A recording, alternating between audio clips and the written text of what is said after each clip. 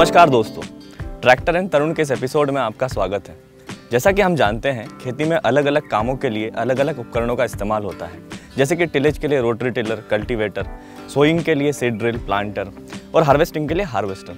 तो वैसे ही अगर सब्जियों की खेती की बात की जाए या फलों के बागों की खेती की बात की जाए या इंटरकल्चरल वर्क की बात की जाए, तो यहाँ पर रो टू रो चौड़ाई काफ़ी कम होती है। तो यहाँ पर हमें स्पेशल ट्रैक्टर्स की ज़रूरत पड़ती है, जिन्हें कि स्पेशलिटी ट्रैक्टर भी कहा जाता है।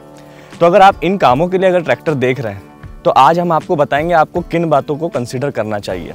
तो देर किस बात की, चलिए देखते हैं।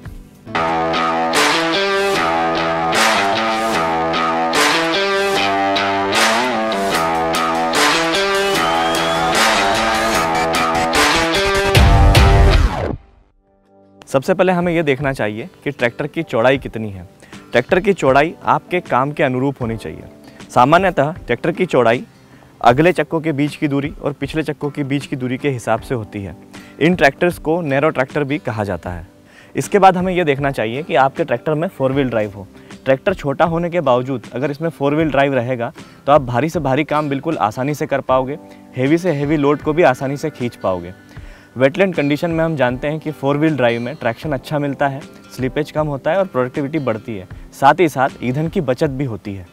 इसके बाद आपको यह देखना चाहिए कि आपके ट्रैक्टर की हॉर्स पावर कितनी होनी चाहिए। हम जानते हैं कि ट्रैक्टर में हॉर्स पावर एक महत्वपूर्ण भूमिका निभाती है।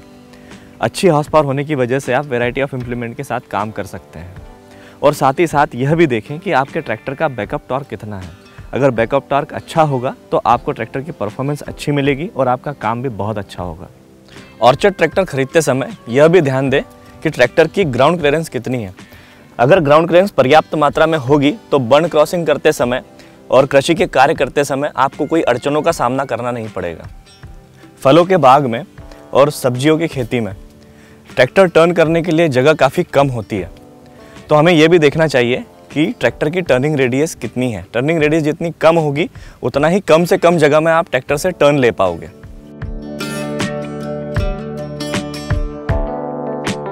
अगर ट्रैक्टर में आप डुअल पीटीओ का ऑप्शन चुनते हैं तो आप वैरायटी ऑफ इम्प्लीमेंट के साथ पर्याप्त मात्रा में पावर का उपयोग कर पाएंगे, जिससे कि आपके ईंधन की बचत भी होगी। यह भी ध्यान देने वाली बात है कि आपके ट्रैक्टर की लिफ्टिंग कैपेसिटी कितनी है। लिफ्टिंग कैपेसिटी अच्छी होने की स्थिति में आप भारी से भारी इम्प्लीमेंट को आसानी से उठा पाओगे और काम कर पाओगे। अगर आपके ट्रैक्टर में एससीवी का ऑप्शन है तो आप रिवर्सिबल एमवी प्लाउ जैसे इम्प्लीमेंट के साथ काम कर सकते हैं। जब भी हम ट्रैक्टर खरीदते हैं तो ट्रैक्टर चलाने के कंफर्ट पे और एक्सपीरियंस पर बिल्कुल ध्यान नहीं देते, जबकि हमें दोनों बातों पर विशेष ध्यान देना चाहिए, क्योंकि हम कंटिन्यूस काम करते हैं और इस वजह से अगर कंफर्ट अच्छा होगा तो हमें थकावट नहीं आएगी और लंबे समय तक हम काम कर सकते हैं। ऑर्चर्ड ट्रैक्टर खरीदते समय यह भी देखें कि उसमें चढ़ना उतरना कितना आसान है। लीवर्स की पोजीशन देखें, उन्हें ऑपरेट करने में हमें आसानी होनी चाहिए। प्लेटफॉर्म जितना अच्छा होगा, वाइड होगा, उतना कंफर्टेबली हम काम कर पाएंगे। इस ट्रैक्टर में पावर स्टीयरिंग होना भी बहुत ज़रूरी है ताकि हम लंबे समय तक काम कर पाए, वो भी बिना थके। एक और ध्यान देने वाली बात वो है सीट की बनावट और उसका मटेरियल चेक करें, क्योंकि सीट ही ऐसी चीज़ है जिस पे आप घंटों बैठते हैं और अपना काम करते हैं। ये जितनी कंफर्टेबल होगी आप उतना ही काम लंबे समय तक आराम से कर पाओगे।